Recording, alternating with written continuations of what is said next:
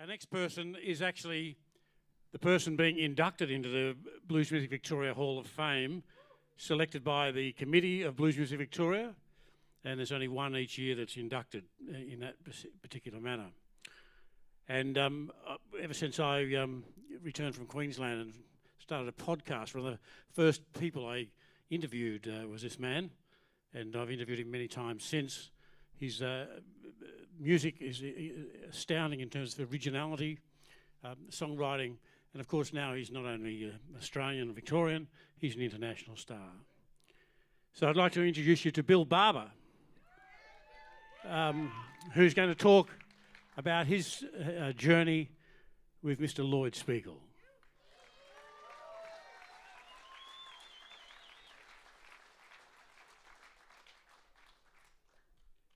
Sorry, yes, I missed a video. We've got a fantastic video of Lloyd. So if we could cue that and run the video. We're rolling.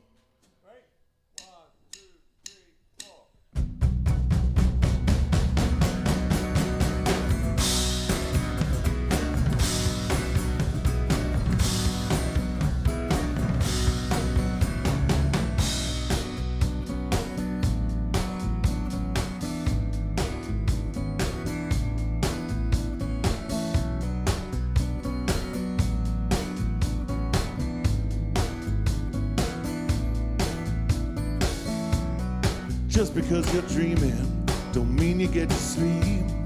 Just because these people here falling at your feet, don't make you no messiah. Just because you're moving, don't mean like you're awake. Just because they're hearing you and feeling what you say,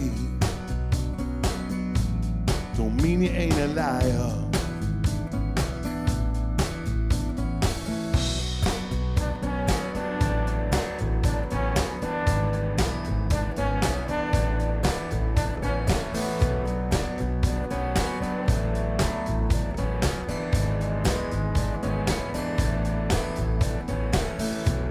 Stepped out of the ocean, asked to stay a while, with the calico dresses and Kansas City smile. But you ain't one to settle down.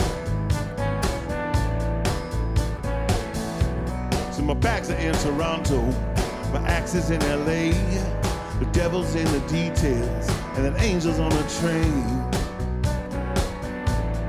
You ain't one to carry stuff around.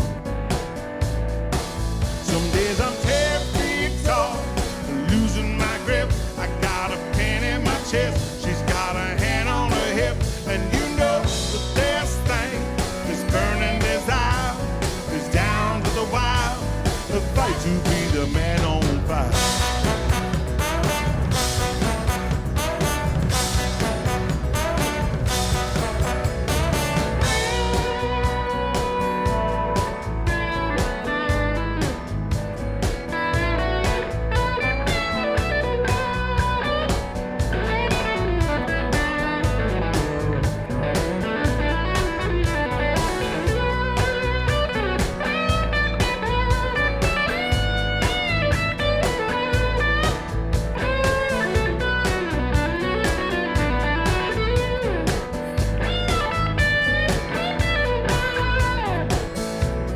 Say don't be a stranger, but I find it kind of strange that it acts as if she's watching, but I still don't want to change.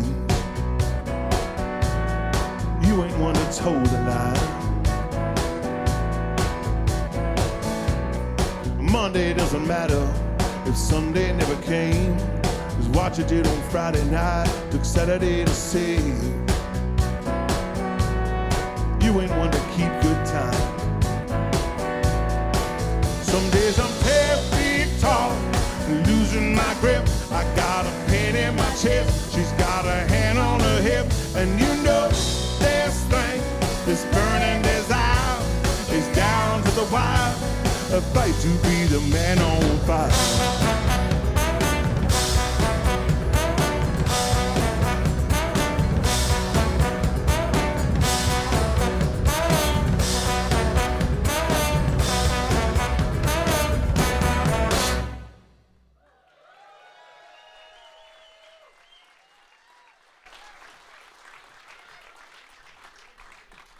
Hey, yo. I wrote this on my phone because if I wrote it on a piece of paper, I definitely would have lost it. When Lloyd asked me to do this, there was a lot of things running through my head. I was intimidated by the idea of being able to explain the impact and importance of Lloyd Spiegel to Australian music in the wider sense, let alone Australian blues. Everyone here knows and appreciates the talent, the incredible work ethic, attention to detail in his creativity and stagecraft, but these are far from the only reasons to highlight the importance of Lloyd's induction. In America, the UK, and everywhere else that has adopted and cultivated their own blues scene, the word tradition is ubiquitous and has many different meanings. Staying true to the genre and the feeling, understanding the history of where this music comes from and the gravity of that, and most importantly, passing this down to future generations and doing everything that you can to foster it. Different places have their own phrases that they coin for this. Keep the blues alive, the blues are the roots.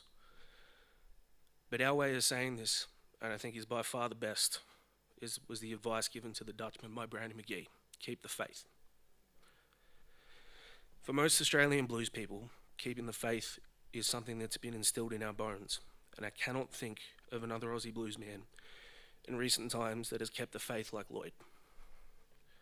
Putting the achievements, the accolades, the 20-something Blues Music Awards, 15 albums, all of that stuff, and it's probably up to about 30 now, and I'm not exaggerating that, because he dragged me to IKEA once, just so we could buy a shelf to fit more of his awards on. And it's a good thing he can really play guitar, because his carpentry skills, Jesus.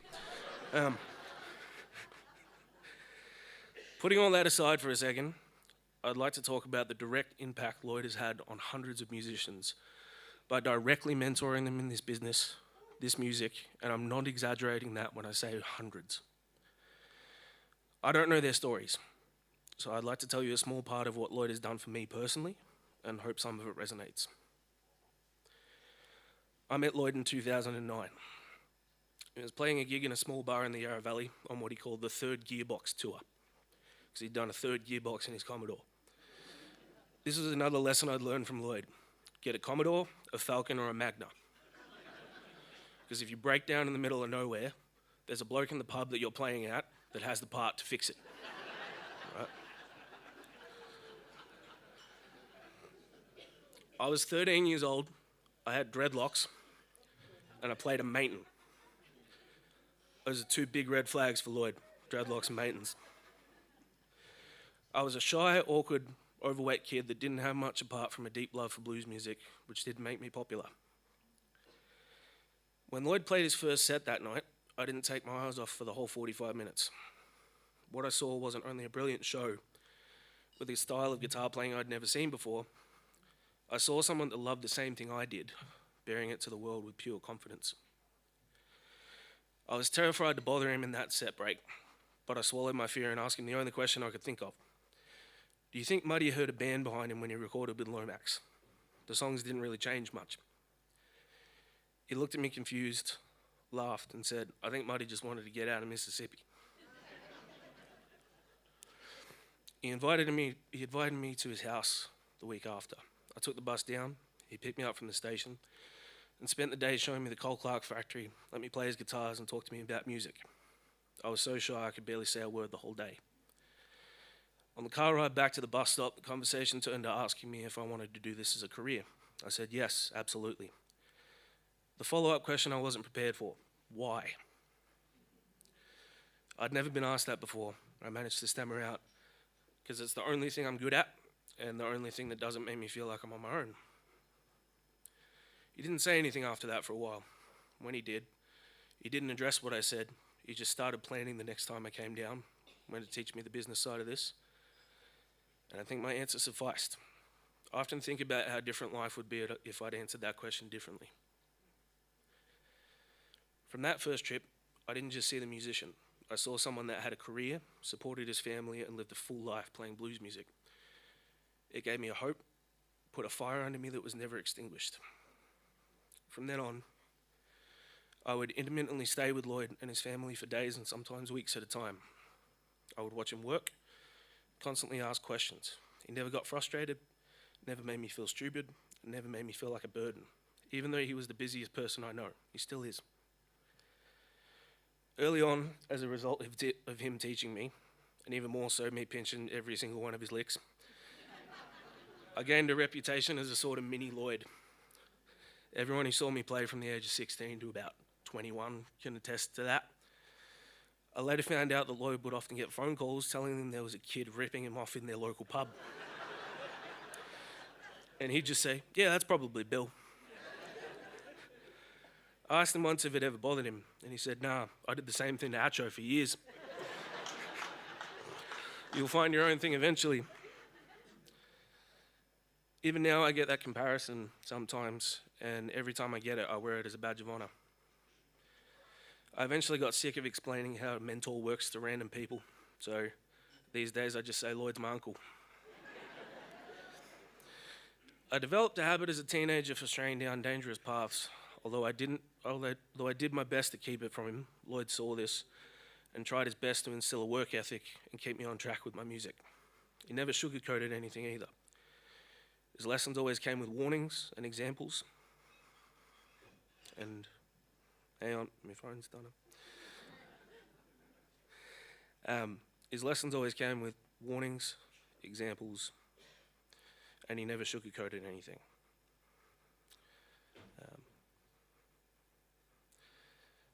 Hang on. This is what happens when I get a new phone.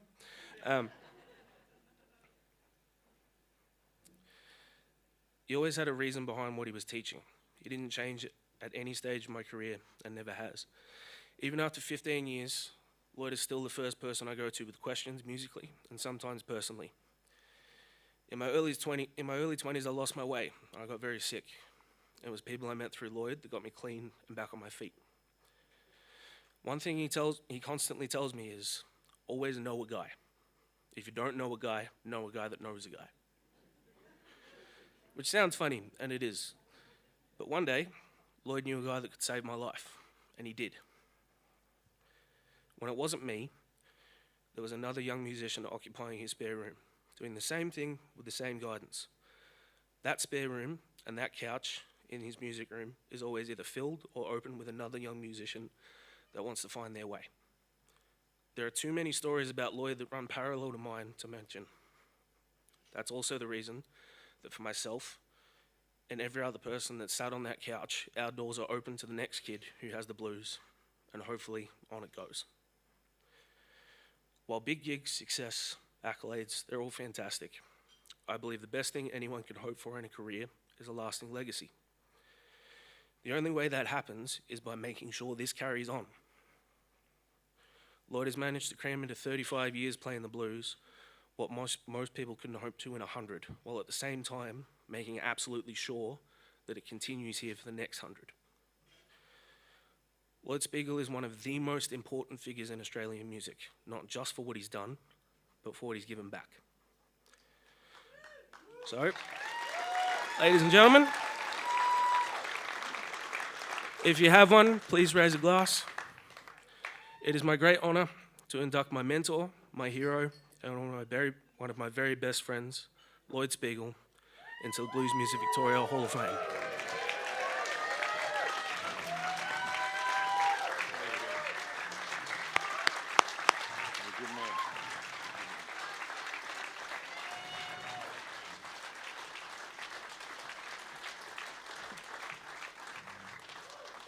Would you look at that?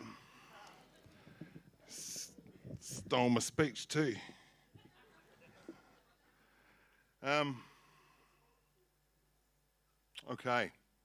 Okay.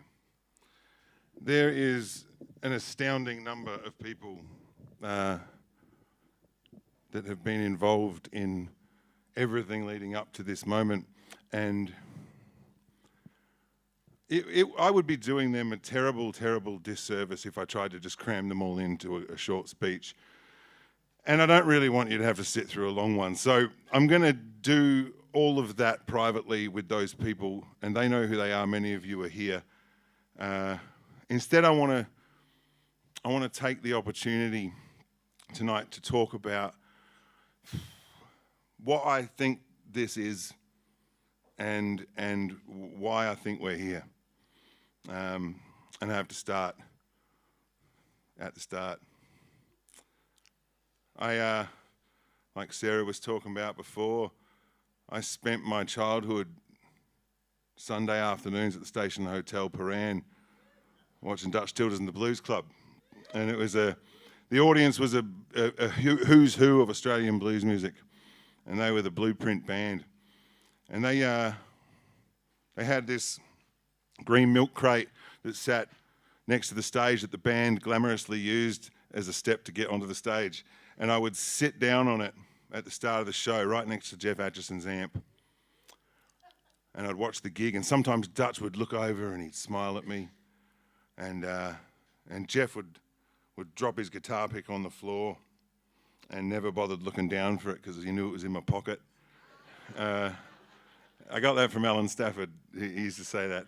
And he was right. And I would take them and I'd put them on my wall at home in different shapes and patterns, these red 1mm Dunlop guitar picks. Am I right, Jeff? Is that right? That was me, yeah. And you know, they were up on I changed patterns and put them in different shapes. And every other inch of my bedroom wall was covered in posters and flyers from Melbourne blues gigs. And the people on those posters and flyers, you got to understand, they may as well have been the Beatles to me. And I mean that in every sense of the word.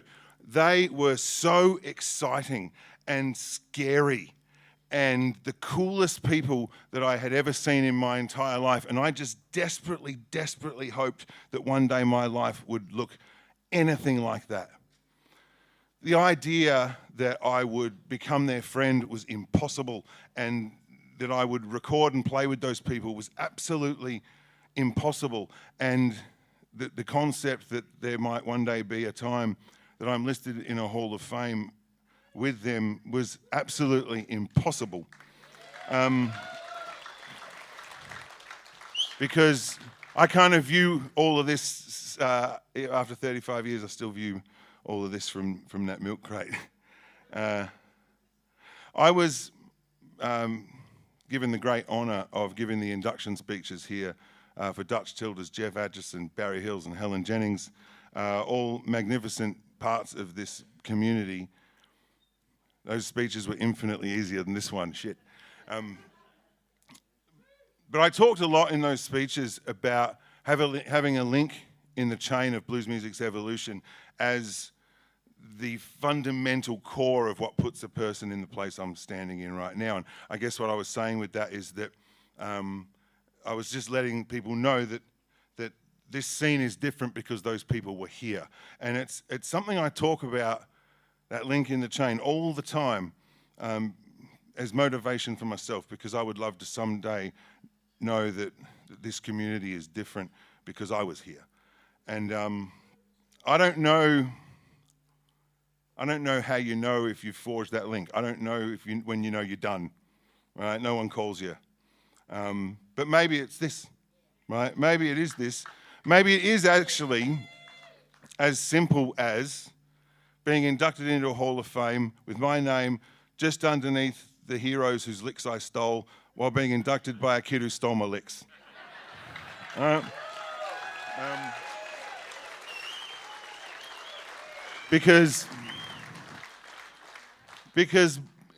Bill came to my house for a jam session and probably would have thought that was impossible. And he certainly would have thought that inducting me here would have been impossible, yet here we are. So that link in the chain is really just taking what you know and showing it to somebody else who's coming up behind you so they can just go one link further. That's what the whole Keeping Blues Alive thing is about. And I have been given a family and a home by this blues community my entire life. It has been my entire life. And I am so thankful for all of the impossible things that it showed me was possible for such a long time, and I'm equally thankful that it's afforded me the opportunity to show others what's possible. And while I said I wasn't going to spend time thanking people, I will still do that down the line. I do need to make an exception and acknowledge my mum and dad, Ruth and Jeff.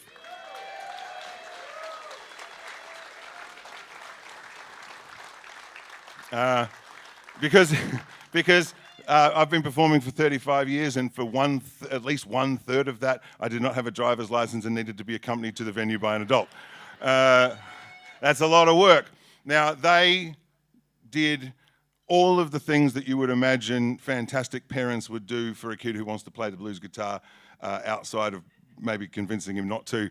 But the thing they gave me that I cherish the most is something I think about at every single gig, every time I get a young musician over the house, every time I'm at Mumboldt College helping Lisa's kids with their music exams, every time I have a hand in creating a new Cole Clark guitar, every time I get to jam on a Wednesday with the amazing, my beloved All-Stars Choir.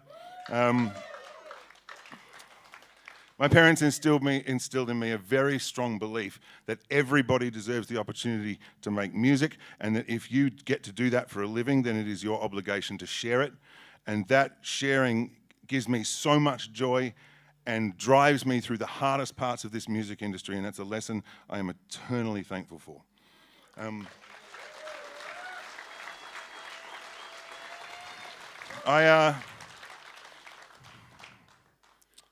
I'm not certain I'm meant to say this, but yeah, thank you. So I have, shit, I'm going to get in trouble for this. I have previously declined nomination for this induction a while back, not this one, but another time. And I want the people who knew that, which is now fucking all of you. I want the people to know that, I want the people involved to know that that was never because I didn't think this was important. It was quite the opposite. I actually believe that this can be the single most important institution in Australian blues music. And I see it as an opportunity to create a beacon for a scene that is so often unfairly ignored and dismissed, and push musicians and push this community to work harder and fight harder so that blues music in Australia can fight on the same level as the wider music industry, because that's what it deserves.